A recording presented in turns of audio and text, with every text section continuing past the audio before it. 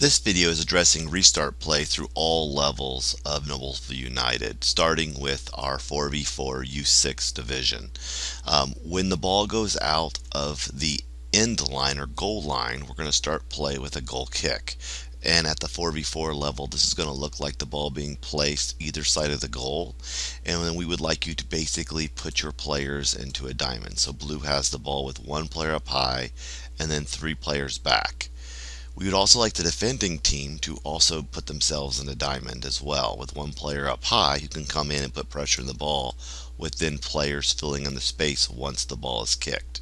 But everyone should be moved back to the half field line until this ball is kicked and played, and then you release them.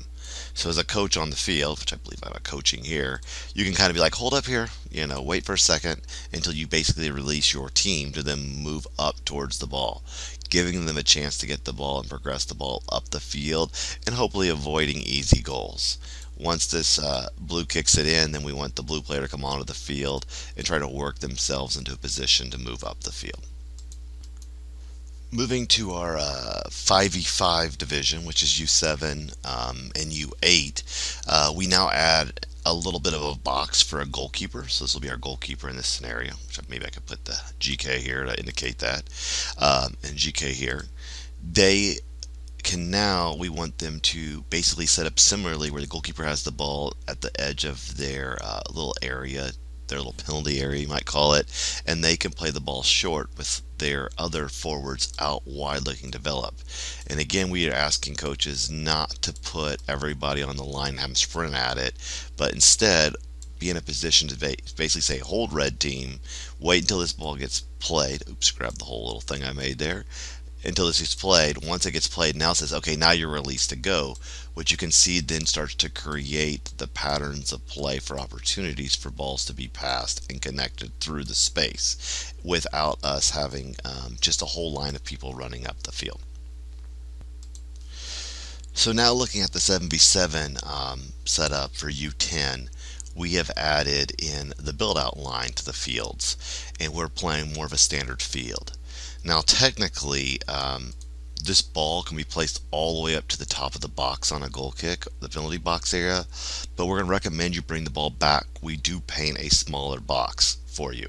That may not always exist, and you may see teams bring the ball all the way up here.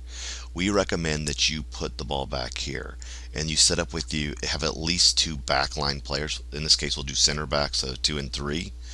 And we suggest that you play this ball short.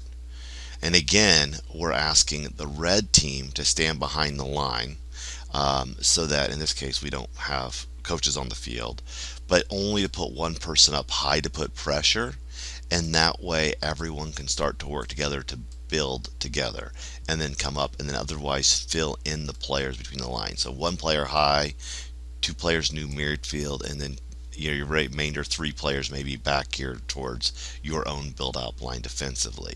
Because what we're trying to do is get the players to learn how to play.